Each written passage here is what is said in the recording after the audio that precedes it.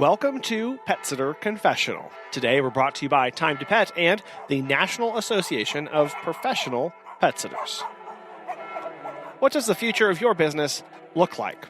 Is everything still relying on you? And what kind of goals are you setting for yourself now that are different than what you had in the beginning? Our businesses change and adapt and evolve as we do as well.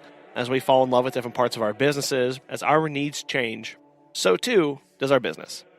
Today, we're really excited to have Anna Rickert, owner of Pup Culture, on the show to talk about how she stripped out services that weren't serving her or her staff well, how it's been bringing on a manager and building a robust team structure that she hopes will last when she's not with the business anymore. Let's get started.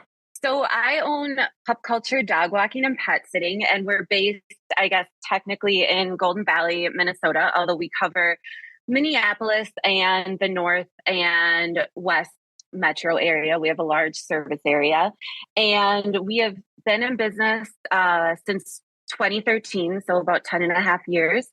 And we have a team of 27 employees, and we do dog walking and cat sitting during the hours of 9 a.m. to 4 p.m. Monday through Friday, and a little bit less on the weekends. So we focus mostly on dog walking. And there's a lot there. So you have a really large service area. How do you have that divided up between your employees?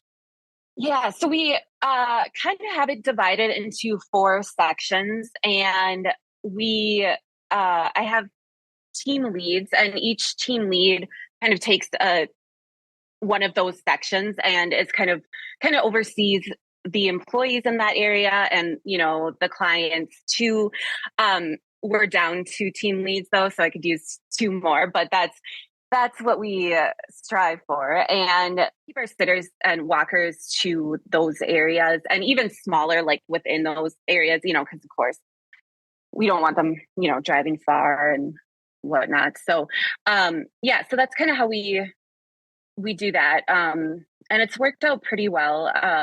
Although I do find that it's sometimes difficult because we'll be overstaffed in like one area and then like understaffed in another area, and, various, we'll suddenly get a bunch of client inquiries in one area, but not another. And, so it is a little bit of a balancing act too. Yeah. So did you say you hire staff that live in that service area, or are you okay with them driving into that service area? For the most part, we like to hire people that live in that area or close to like where they'll be doing visits, because with being in Minnesota and winters, we don't want people driving real far. I mean, otherwise I wouldn't mind, but it really is that, because even on really snowy days or whatever, we'll still visit if we have to. And so if people have to drive really far to do those visits, and if it's bad weather, I just found that it doesn't work out. So it's best if they live close. Yeah, and I know that's one part of trying to talk with potential hires about how that works. That's something that we have to really spend a lot of time communicating with them, of just how intensive the driving is and how we're trying to manage that, and how, we get people who apply to our job who live like 45 minutes away, and we're like, okay, you're telling me you're okay to drive 45 minutes in for like 3 hours or maybe 4 hours of work and then drive 45 minutes back home? And they're like, oh yeah, no, that's no problem. And I just don't believe that. And plus, I'm also worried during weather or traffic or who knows what comes up. It just, the reliability there starts to come into question. Right. And sometimes, I feel bad, talking people out of the job, but I mean, sometimes you have to, because you know how it is, from seeing, trying it with, various employees, and then just from doing visits yourself, how like you can just get so burnt out from driving so much, so it's almost saving people from themselves a little bit, when you're trying to talk them out of like, you're going to hate that 45-minute drive in, and then drive some more, all day. And then, I hate to not hire people just because of the location, but it is definitely a factor. when we're working in operations like we are of all of the moving pieces, we have to consider that of how reliable and consistent can this one piece be, and then communicate that to the best we can. So when you are setting up those, do you know about how much a staff member is driving in any given day? Because I know that's a big worry that a lot of people have when bringing them on and trying to understand, how we can best manage that with them. We've gotten it down so a portion of our team drive very far. Like I want to say a total of less than 20 miles a day between, visits. Sure. I don't have the exact numbers for me, but I would No. say that's probably about average. I guess that doesn't sound that bad in theory, but when you're going from visit to visit to visit, and if you do run into, we always have road construction in the summer and whatnot, it still gets to be a lot. It does add up, because if you have people who are working 5 days a week, that's 100 miles a week. That's 400 miles a month, and that's 5,000 miles a year. Yeah. That does add up, and I think that's part of us just trying to again have that conversations with people, because what we do is so weird, and a lot of people who are new to the industry don't consider that. Just sitting down and kind of putting some of those stuff in front of them to help them understand is really what one of the best things that we can do on our part. Yeah, definitely. Now, you mentioned that you focus primarily on dog walking and cat sitting.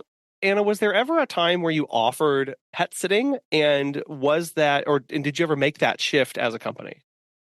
Yeah, we offered pet sitting, dog sitting, overnights and, drop-in visits for years, from when we started like 2013 until actually 2020 or 2021, 2021. And then I I wanted to stop offering dog walk or dog sitting and overnight for years. Most of our business has always been daily dog walking. Like I want to say 75% plus. And I wanted to stop the pet sitting side for years, but I was just always really nervous to do it because I don't know, niching down just, made me really nervous that we'd lose clients or, clients that maybe used us for both, although we really didn't have a lot of overlap with that. I realized as I was kind of like, digging deeper into the numbers and stuff. And so 2021, we stopped doing, dog sitting and overnights. And technically our hours, I kind of said were like 8 a.m. to 6 p.m. because we had a lot of cat clients who were like twice a day. So, morning and then like kind of evening. And we had a fair amount of employees who still worked like evenings for us or weekends, because they had like 9 to 5 jobs. And so I didn't want to completely cut them out either. And so we kept that for a while. And then this June of this year, 2023, we cut our hours down to 9 a.m. to 4 p.m. Monday through Friday, and then 9 to 2 on weekends. And I did that I wanted to cut out some kind of more cat sitting and just really focus on the dog walking. But a lot of our clients just now, if they want day visits, we'll just schedule right at 9 and then like 3:30, even on the weekends, like 9 and like 1:30. And I feel bad about that, but they seem to be fine with it. And so we didn't lose as many cat clients as I thought we would. But dog walking has just always been a huge part of our business. I don't know why, it just has always been that way. And, I remember like probably 6-7 years ago, I like talked to like 2 different pet sitting business coaches. And, I just wanted to cut out the dog sitting. And, I had one tell me don't, because it's an extra stream of income. And then the other one was like, oh, well, if you really want to, then do it, And so I don't know. I just put it off for years. And then finally, just during the pandemic and everything, I was just like, just done with the dog, just working so late, working so early, so yeah. It is a whole nother level of commitment, isn't it? And I know for us, it can cause quite a bit of headache for staffing too. And so finding people to do early mornings, late nights, weekends, the consistency there really can drive a lot of decisions to go, you know what, actually, and plus the consistency of going, man, if I could provide a Monday through Friday, 9 to 4 job for somebody, like, wow, like to me, that's a little bit more of an easy sell to get somebody to come on board as opposed to, well, sometimes you may have 1 hour and sometimes you may have 47 hours. So kind of like good luck. Yeah, exactly. That's what I found is like, I'm probably not even making money on this like dog sitting because, it was like I had to have like twice the amount of people that you would normally need because, yeah, between early mornings, late nights, people who did overnights. I mean, it just didn't make sense for it being such a small part of our business. So it sounds like you kind of reached that point of going, you know what, this isn't worth the headache. Do you have any words of advice for people who are listening to this and feel like they're maybe on the fence of cutting out an entire service like that? Yeah, I mean, I would definitely weigh the pros and the cons, and not just amount of visits or amount of revenue or whatever, but your actual like mental well-being and how much is this, affecting your life, just the added stress or whatnot. And so I think you have to take that into account and ultimately do what is best for you. I mean, once we cut out the dog sitting, it felt like that all that we got for requests for like months. That's what it felt like. It's just like, the overnights, like everybody wanted them all of a sudden and we didn't offer them anymore. But once you get over that and you set yourself up for, kind of that whatever you want it to be as far as the niche, I mean, people will, find you. And I guess I would just say, yeah, don't be afraid to do what is best. And even if, because as we got bigger and looking at like the amount of money that dog sitting was bringing in, even though it was still a small percentage, it's like, ooh, I don't want to, cut out that much money out of my business. But we still continue to grow and grow, even after cutting out these services and cutting our hours and everything. And so I think you can't be too afraid of losing some of that, money, clients, whatever, because ultimately I think you still gain new clients who, want exactly what you're providing. Yeah, I think I'm really glad that you mentioned how it's more than just the money aspect of it. Because as a business owner, that's where we tend to think a lot about, right? Of going, what's my revenue? Am I meeting my goals? Am I paying for my own bills? Do I have enough for my team if I have them? And we worry about that, but going at the end of the day, like, what's my mental burden?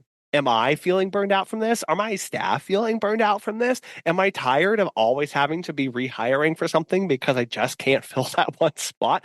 Whatever that is, like we all have those pain points. And it is difficult to step back and look at your business and go, you know what? Maybe the business model that I want is broken. I'm not that kind of person that wants to run that kind of business. So then what can I run? And really putting that together with like, again, where I want to be mentally, like how good do I want to sleep at night? Like all these things we have to take into balance. Yeah. I mean, not having to watch my phone until 9 p.m. until the last visit is done. I mean, there's just money can't buy that. No.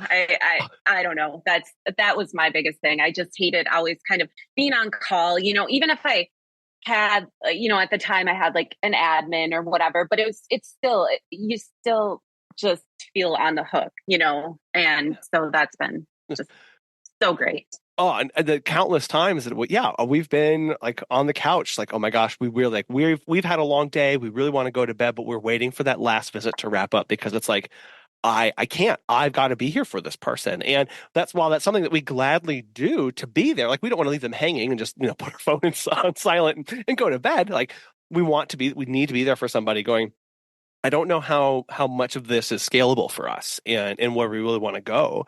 And as you streamlined that and kind of honed in on your services, and how did that impact like how you marketed and how you were able to connect with clients? Yeah, we focused, with focusing a lot more on the dog walking. We focused a lot more on how it benefits clients as far as, not having to rush home during the day or worried about their dogs during the day. Or, I always frame it too for dogs who, maybe can't handle doggy daycare, or clients who don't want to maybe bring their dogs to doggy daycare for whatever reason. I feel like I use that a lot in marketing. And so, yeah, so it was a lot less about like, peace of mind. I mean, of course, we still want to provide peace of mind, but, it's someone's just gone for, part of the day, not, for a week at a time or whatever. And so, yeah, kind of focusing more on convenient we are and how we can help the client so that they don't have to worry during the day. That convenience aspect, that's huge, because you're right. People who are looking for that daily thing, those daily dog walks, that's the pain point there of, okay, if they are taking them to a daycare, if they're worried about doing a daycare, going, oh, you don't have to do that. You don't have to worry about pickup or drop off times, or spending that time in the traffic, or adding that extra miles to you. So now we can bring in this other thing, and remembering, like, there are pain points specifically. And that's part of that marketing messaging that gets hard, because I know I tend to think a lot about, the dog. Your dog needs to pee. Do you worry about your dog needing to pee? Do you worry about this? But realizing, no. Like, the human has a whole other aspect of things that need to be spoken to that often get left on the sideline.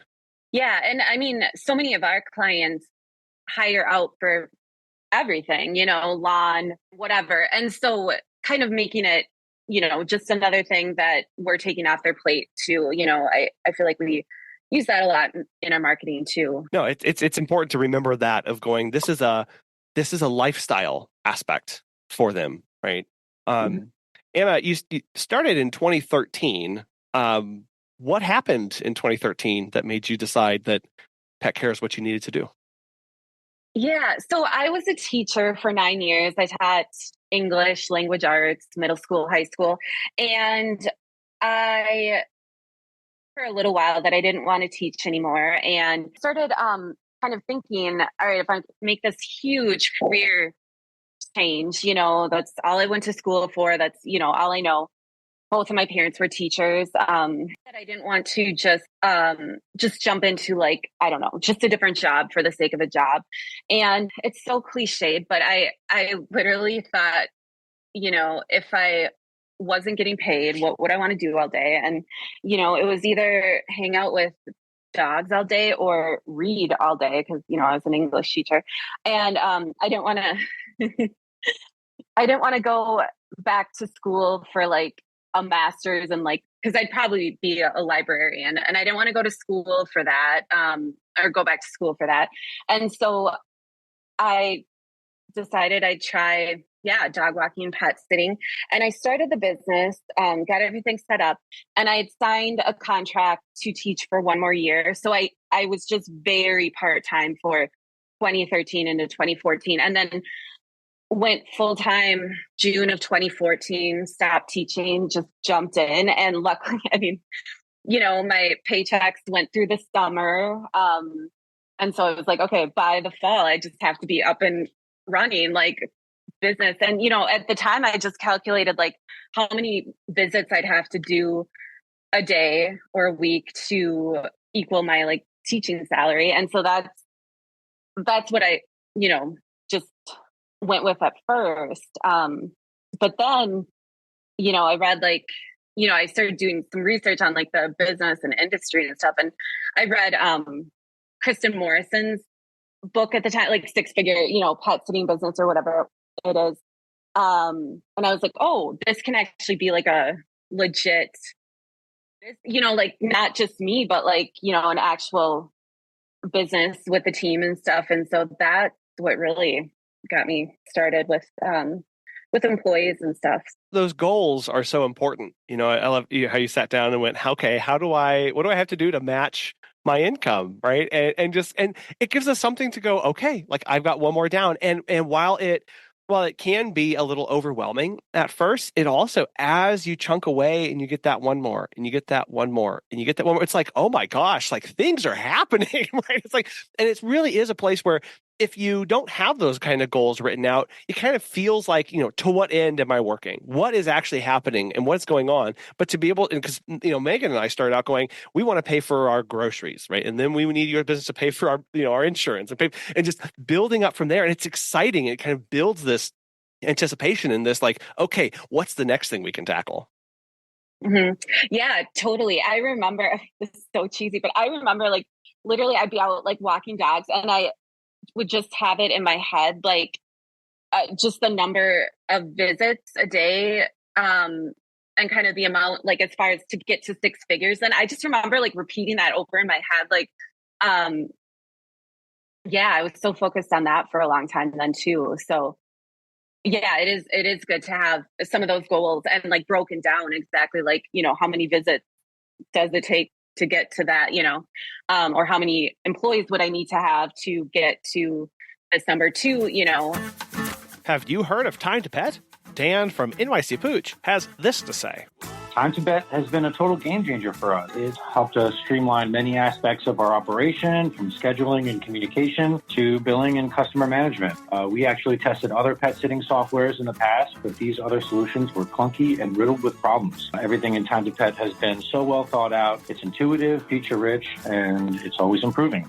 If you're looking for new pet sitting software, give Time to Pet a try. Listeners of our show can save 50% off your first 3 months by visiting timetopet.com/confessional. What are some goals that you're striving for now, or maybe how have your goals changed over the years? So I guess now what I'm striving for is, I want the business to run whether I'm there or not. And I want to get it, not that I want to sell the business, but I want to get it to a place where I could sell it at any time, because I'm definitely not there. And to that point, then everything would be running fairly smoothly and on its own. So I think it's a good goal to set, just because if I don't, I'm not organized enough to have it running like already. And so that's kind of my next goal. Another goal is, 7 figures, I wouldn't mind hitting that. I will say, like, it is good to set goals and feel good to achieve them, but I've found after kind of, setting those first initial goals and, having the business for a few years, that once you do hit them, it's kind of, it's great for like, I don't know, a moment, a day, whatever, but you really have to enjoy working towards that goal too, because once you hit it, it's not, nothing changes really. And so, it does, but it doesn't, or there's new problems. And so you just find that, like back then, it was like, oh, if I just hit 6 figures, then I'll have made it. But then I hit 6, but, and feel any different. And so you really have to appreciate all of the work as you're doing it. Yeah, really. It really takes being in the moment too, to look around and go, man, I run, a bad A business. This is awesome. This thing is great.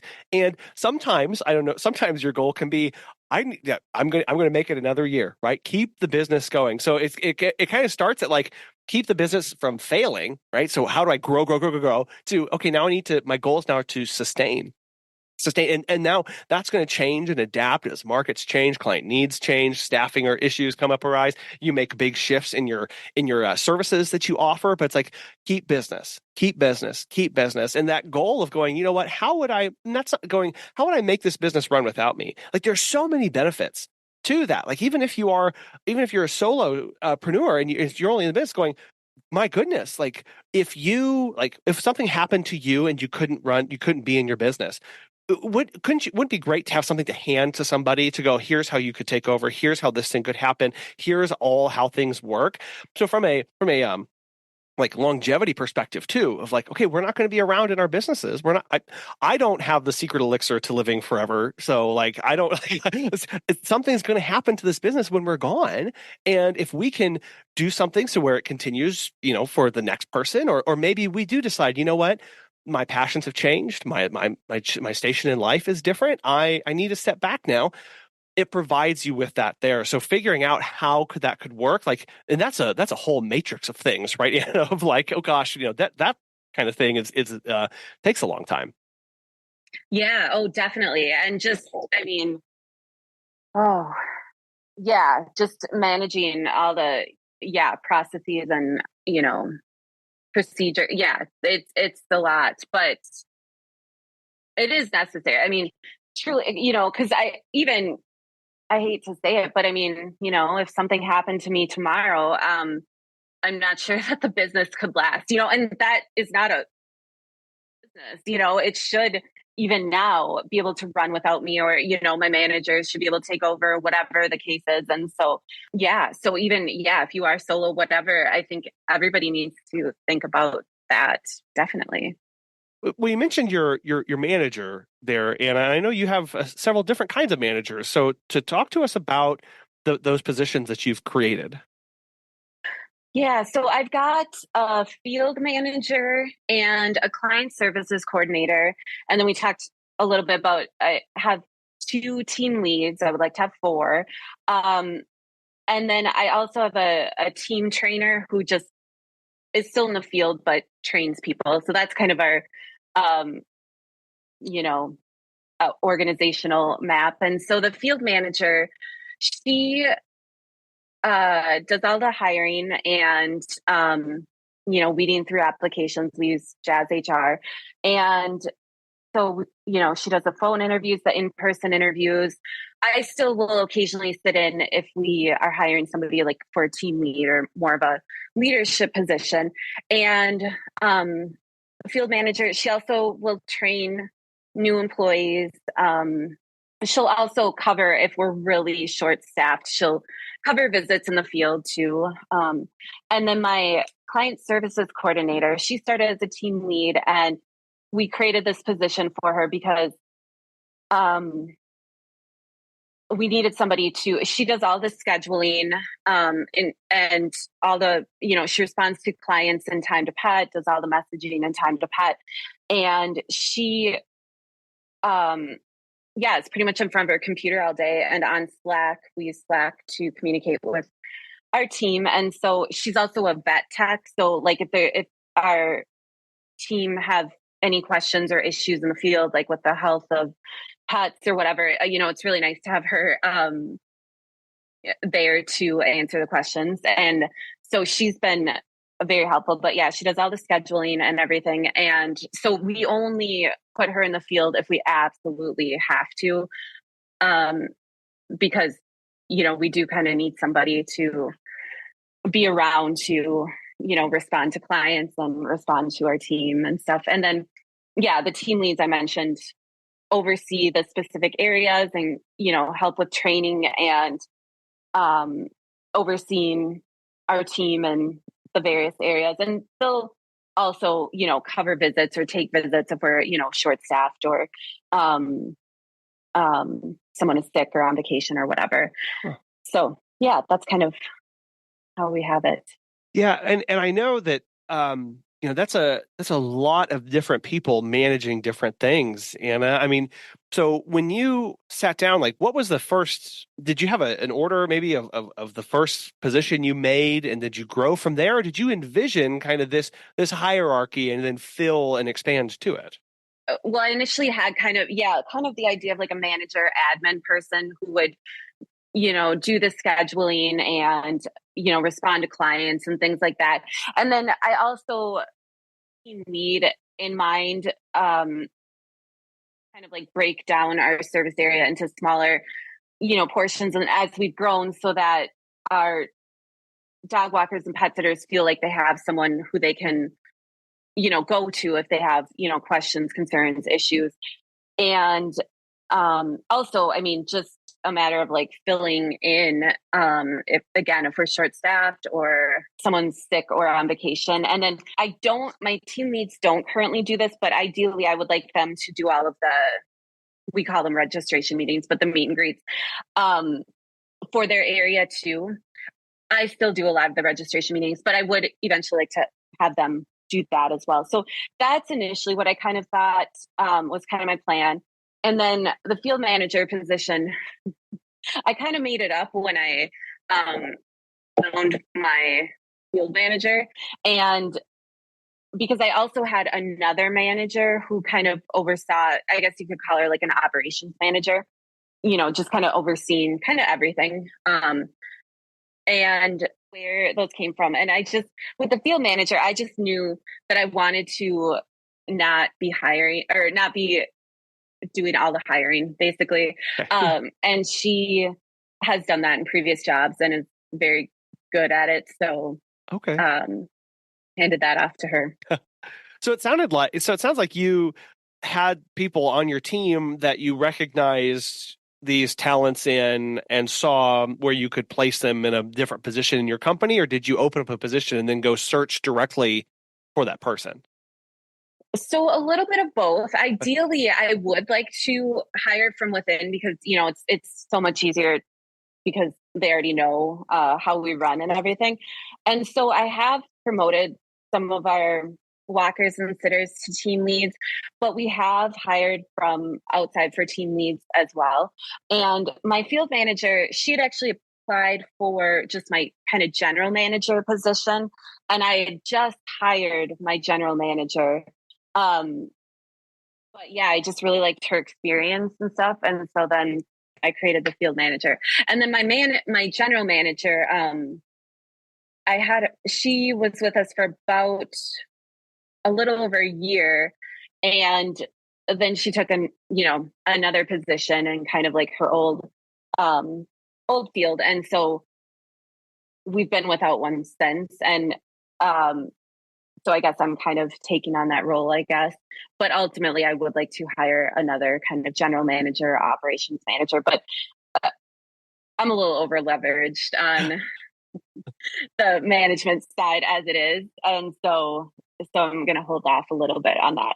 But, it's just, even though I am a little over leveraged on the leadership and management, I would rather be paying more for that than to have to not take vacations like I, didn't for like 8 years. And, just knowing that we have people in place to do things, whether I'm there or not, or it's worth it, for me anyway, worth the money. And yeah. At what scale did you have your first manager? Because that's a lot of questions of, do I need a manager when I've got 2 staff, or whenever I've got 15 staff or 20 staff, or was it just a personal preference where you were like, you know what, these things I don't want to do any longer, so I need I need help to do this? Yeah, it was a little bit of both. I had a pet sitter, dog walker who pre-pandemic, who I asked if she wanted to kind of be a manager, admin, and take over a lot of like the scheduling and responding to clients in time to pet. And so that's kind of where it started. She was very part-time. She still did a lot of pet sitting and dog walking for us. And then, with the pandemic, I needed her a lot less. And so,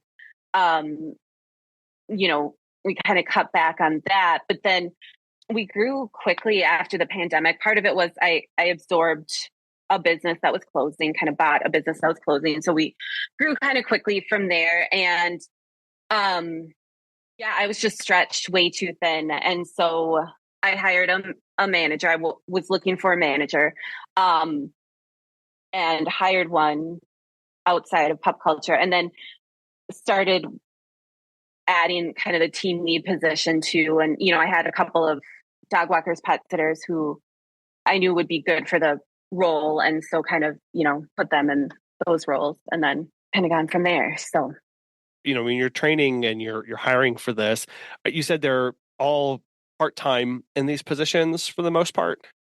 Field managers full-time. My team leads, it kind of depends. They kind of work like 9 to 3. I've got one that works basically full-time. And my client services coordinator, she works, Monday through Friday, 9 to 4 are open hours. So she's, close to full-time too. And Oh, I did forget to mention, I do have an assistant manager who works on the weekends. She covers every other weekend.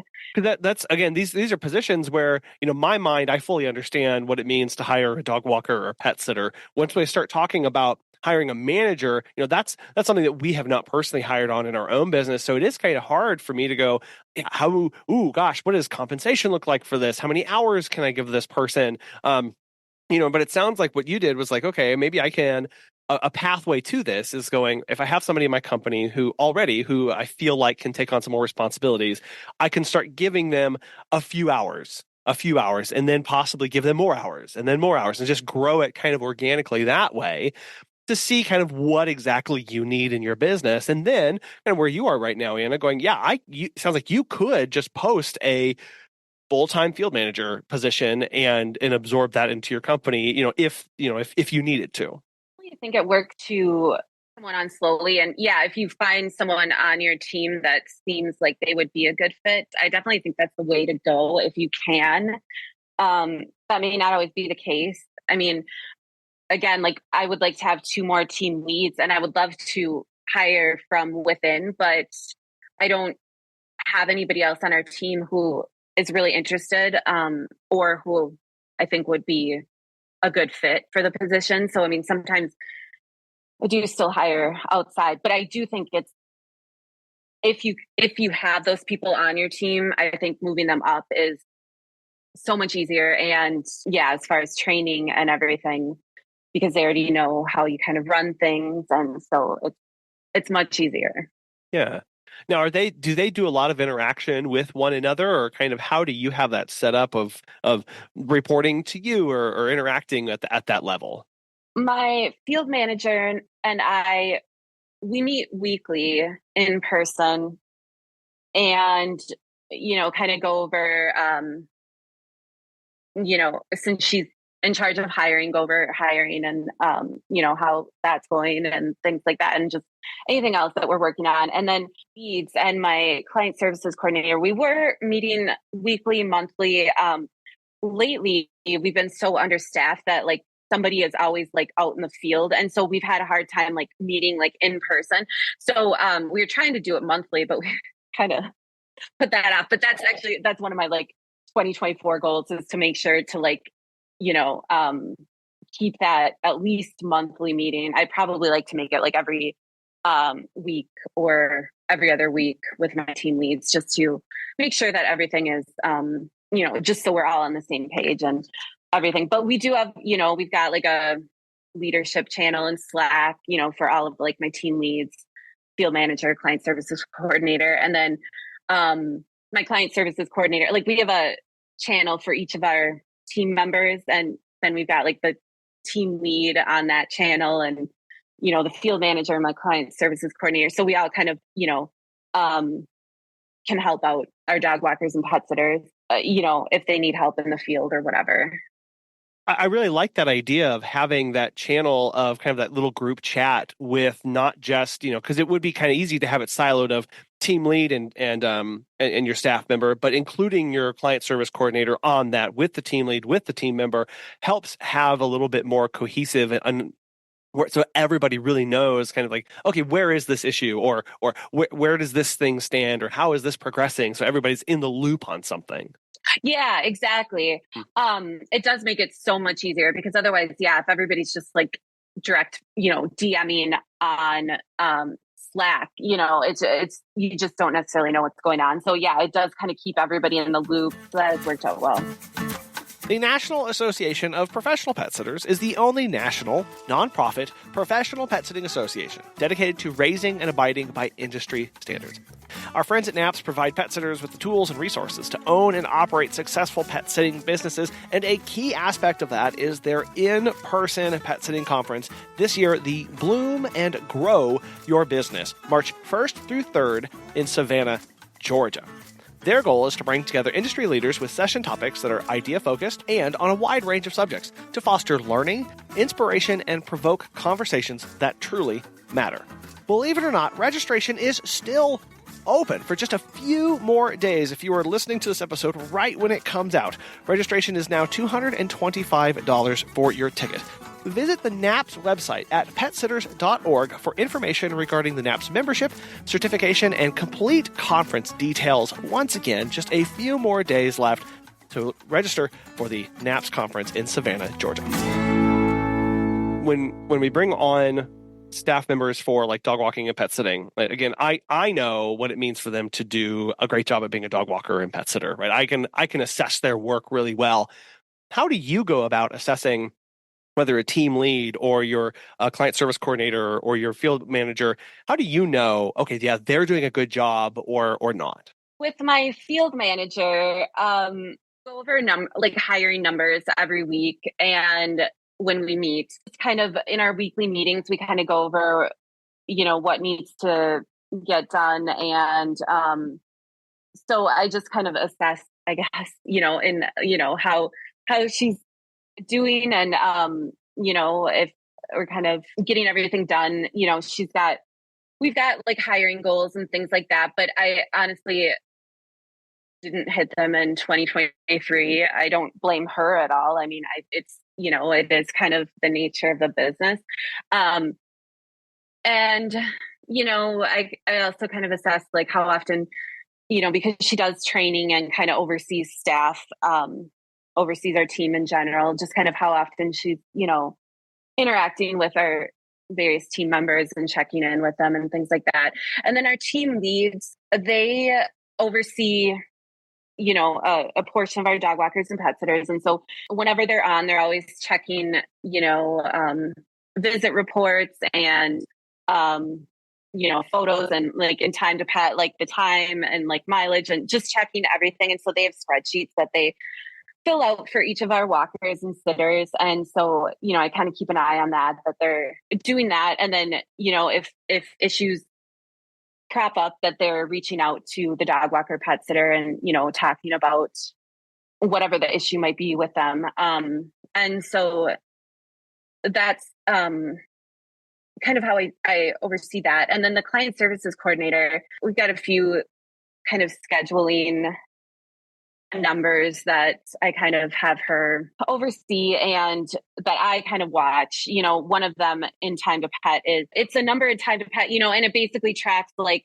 how efficient our walkers and sitters are. And so I kind of watch that, and I watch that because she does all of the scheduling. So to make sure that, all of our routes are efficient, and also kind of watching, how quickly she responds to clients in time to pet and things like that. So yeah, some of it's not so formal, but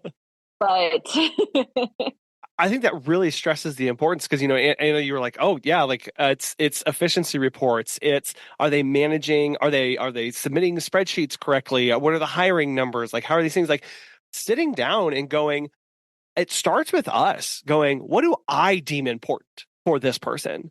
Not how do they think they're doing that. I mean, sure, you can take this into assessment when you're talking to them, but going, no, it's not a subjective. It is an objective measurement of whether they are doing well or not. And that's what we have to decide, because if we don't, the person we hire in whatever position is just going to be floundering. They're just going to be making stuff up. And we're going to go, well, I don't know if it's, nobody's going to know what's going on. And that's unkind to them. That's not a well-run business. And so to be able to sit down and go, I need you to be hitting this XYZ. And it can sound harsh, but it's business, it's mission critical. So going, this is where you need to be focused. And that's okay to then have that conversation and help them, equip them, train them to meet that. And I noticed on your website, you talked about kind of relieving pet parent guilt and helping people to live that life. And how are you, maybe we already talked about this, but how are you speaking to clients about this? Because I know when I've tried in the past to craft that message, sometimes I can feel like all I'm doing is just making them feel worse about their pet.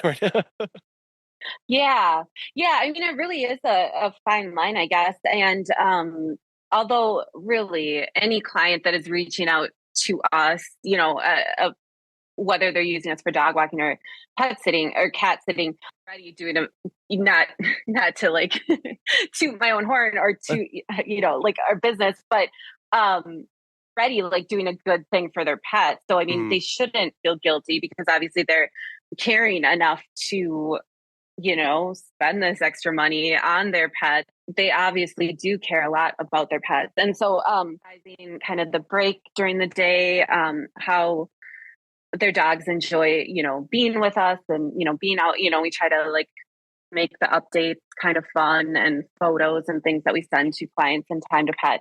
And yeah, then, we did kind of talk about how our services benefit the clients and how they don't have to feel that guilt then, or feel guilty about like going out for a happy hour after work or, going to kids games or whatever, because, their dog is taken care of.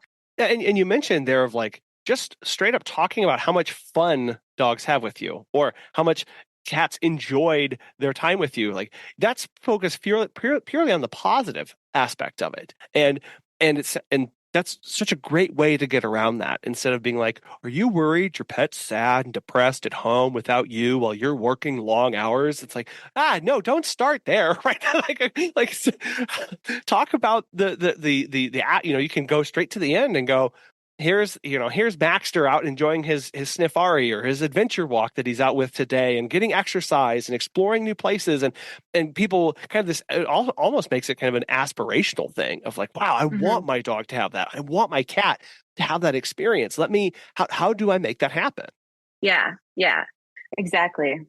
Well, I want to thank you so much for taking your time today to talk with us and walk us through how you've managed those growing pains and how you've positioned people in your company to make it more robust as you've focused on serving your clients in new ways too, in growing your services. But I know that there's a whole lot more here. So if people want to follow along with what you're doing and what Pup Culture has going on, how best can people do that? Yeah, so you can check out our website, pupculturemn.com, or our Instagram or Facebook, pupculturemn. If people want to get a hold of me, you can email me at anna@pupculturemn.com. This has been such a pleasure. I really appreciate your time today. Thank you. Yeah. Thank you so much. What vision do you have for your business? A conversation with Anna reminded me that it's important to understand the work required, the tools we need, and the team we need to build around us to meet the vision that we have for our business and our life. Whether that means hiring, whether that means getting that CPA, whether it's getting a coach, whether it's building that network, there are things that we have to do in order to get to where we want to go. It just doesn't happen overnight. We want to thank our sponsors, Time to Pet and the National Association of Professional Pet Sitters, for making today's show possible. We really want to thank you so much for listening. We hope you have a wonderful rest of your week, and we'll be back again soon.